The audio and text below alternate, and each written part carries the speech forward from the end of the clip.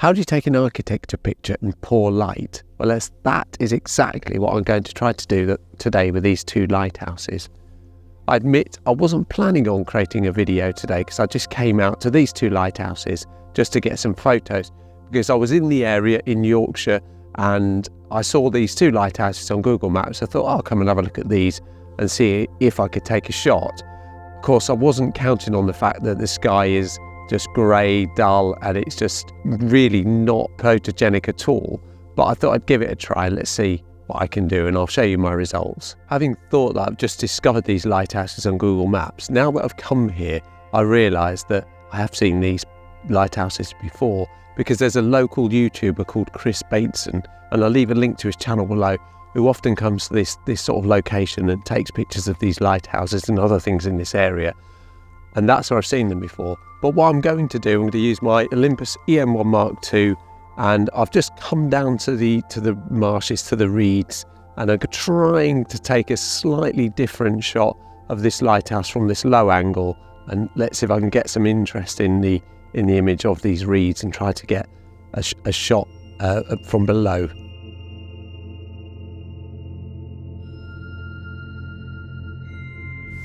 There's my first shot taken. I'll put that up now.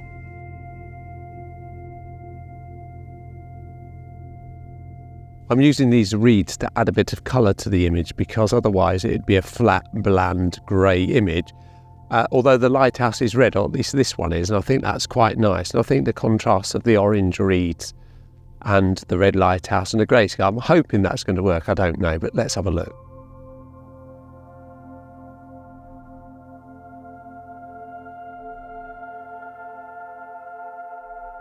If you've got this far in the video, why not subscribe to the channel? All you have to do is click the subscribe button just down there, and then you can follow along with all the videos I'm posting and see what I'm up to. And if you did, that would be fantastic. Thank you if you do already.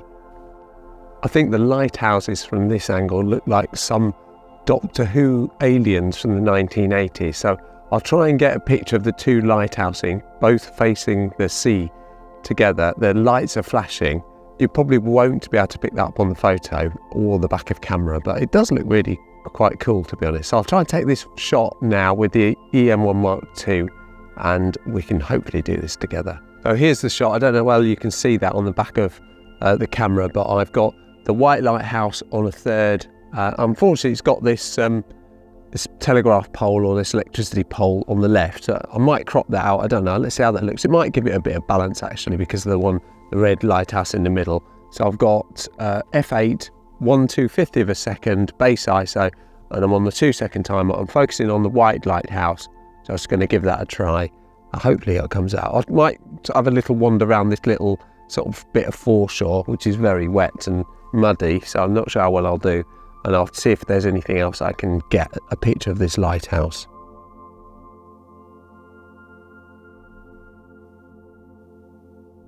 As I said, I came out really just to take some photos, not really do video, and which is a bit of a problem for me. And maybe like any other YouTubers, you kind of get sucked into it and it becomes, all-consuming, and you end up just taking videos all the time and not photos.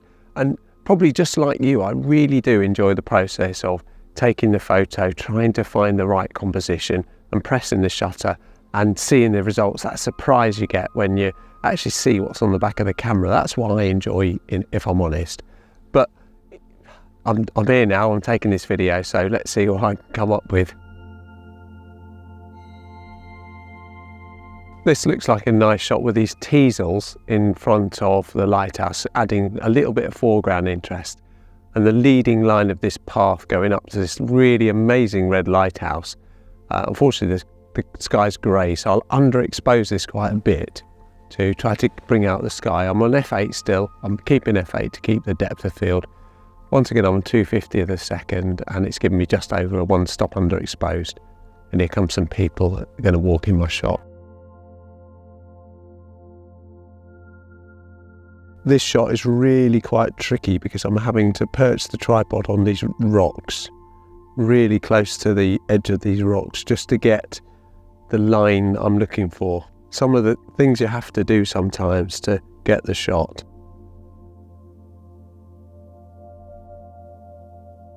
Here's a shot of the lighthouse with this bench looking through the gap in these two slats on this bench. So I'm underexposed again. I've gone for f1.8 because I want to sort of blur out the bench, and I'm just gonna try this and see what this comes out like. 2-second timer.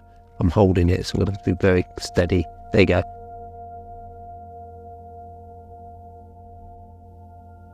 I like the idea of getting these sea defence rocks in the foreground, but they're a bit too uneven to get the tripod down here. So I'm going to take this shot from here.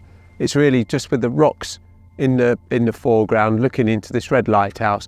There's a crow at the top, which is hopefully going to stay there for my image. And I'll just take this now and I'll show you what it looks like. That's it done. I'll show you that now.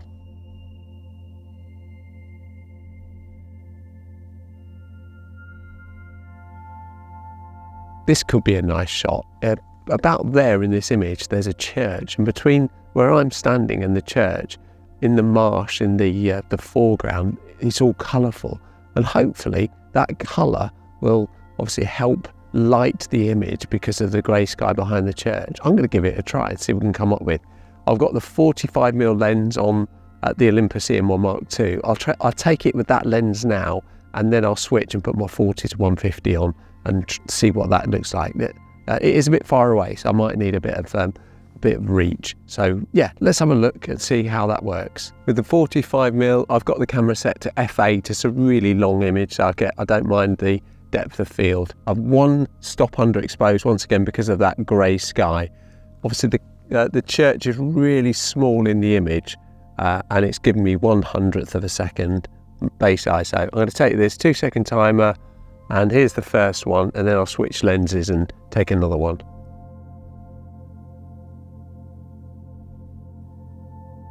This shot, I've got my 40 to 150 on, and it brings me a lot closer to the church, which I probably could crop in using the 45mm, but let's try this. I'm about 125mm. I didn't really want to go full 150 because you often get quite a lot of blurrage around the edges of the image, so I'll try to keep it as the best quality I can. Here goes. I've got all the same settings. I'm focused on the church. It's on a third. That should be nice. So let's have a look at that now.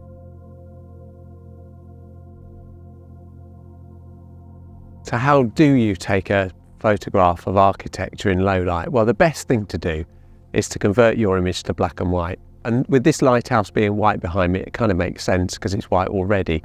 But it does have some orange rust on it, and that's quite nice to bring that colour out. But in this image, it's best to turn it to black and white. However, the red lighthouse behind it is red, and you really want to emphasise the red colour. So bring out the red, but you still, in both images, have to underexpose the image so that you can bring out the detail, the structure in the cloud, and that will give your image a little bit more interest than it would be if it was just a flat white sky.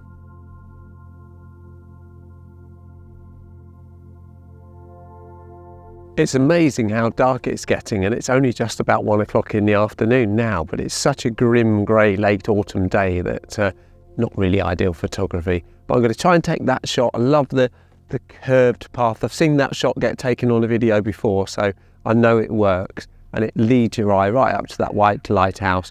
I'll try and get some colour in the shot. I'll try and keep it as a colour image and not black and white. Let's go and take this shot together. Here's the shot. I've got f4. I'm 2 stops underexposed. I really want to bring out that sky. In fact, what I'll do, I'll take one shot, two stops underexposed, and another shot correctly exposed. There are some people in the background just milling around. They're taking ages to go out in the image. But I'm going to take this shot anyway, and if I have to, I'll crop them out, and we'll see. Here goes the first one. At least you can see me taking the shot. 2-second timer.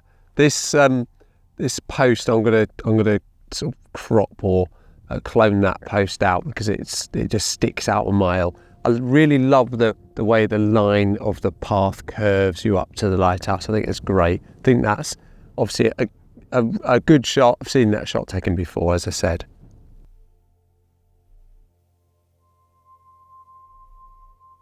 Thank you very much indeed for watching the video. I hope you've enjoyed it, and if you have, why not give it a like? That would be awesome.